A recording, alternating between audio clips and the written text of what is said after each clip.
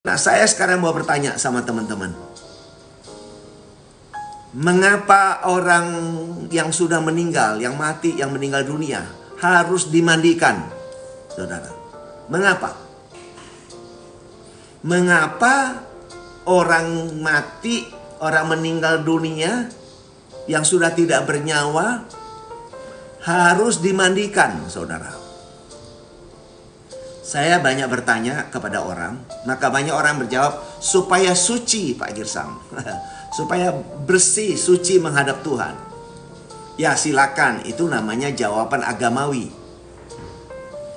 Tapi saya mau berkata kepada saudara, kenapa orang mati, orang meninggal dunia harus dimandikan? Jawabnya simpel, saudara. Tidak bisa mandi sendiri. Itu jawabnya. Tidak bisa mandi sendiri. Apa artinya, saudaraku? Artinya begini. Waktu orang melakukan dosa, maka tak seorang pun bisa membersihkan dosanya dari dirinya sendiri, saudara. Tidak bisa. Tak mungkin seseorang itu membersihkan dosanya karena kebaikannya, karena kehebatannya. Nggak bisa, saudara. Dosa itu zaman dulu pun, zaman hukum Taurat, harus ditebus oleh binatang, saudara. Oleh darah binatang. Tetapi sejak Yesus mati di kayu salib, itulah ikatan perjanjian yang baru.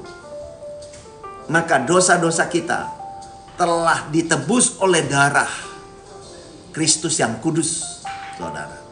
Jadi penebusan itu dilakukan oleh Kristus, saudara. Maka saudara, sesuai dengan Efesus 1 ayat 4, saudara, kita semua direncanakan Tuhan menjadi kudus tak bercacat. Dan Dia telah menebus saudara satu kali untuk selama-lamanya. Dan saudara menjadi kudus tak bercacat.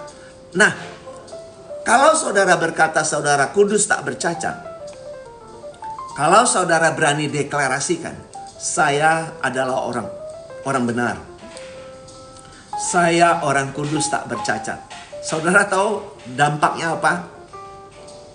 Saudara, kalau saudara berani berkata saudara adalah orang yang kudus tak bercacat, saudara orang benar, saudara bukan orang berdosa. Kalau saudara berani deklarasikan ini, saudara tahu apa perjalanan hidup saudara bersama Dia, di dalam Tuhan itu? Maka saudara, kalau ada orang mencobai saudara, ada ini, ada ini, pasti saudara nggak melakukannya. Saudara tidak terlibat dalam hal-hal yang salah itu, saudara. Yang jelek itu, yang dosa itu, saudara nggak terlibat lagi. Kenapa? Karena saudara menghidupi kehidupan Tuhan dalam hidup saudara. Saudara menghidupi kekudusan itu dalam hidup saudara bukan karena saudara hebat, enggak. Bukan. Tapi kan ada Tuhan. Ada Tuhan yang Maha Esa itu hidup dalam saudara. Karena Dia hidup di dalam saudara, saudara hidup di dalam Dia, maka saudara menjadi kudus tak bercacat. Karena saudara sudah diciptakan menjadi manusia ilahi, manusia roh. Ingat, saudara dan saya, kita bukan manusia biasa-biasa. Saudara dan saya, kita adalah manusia roh.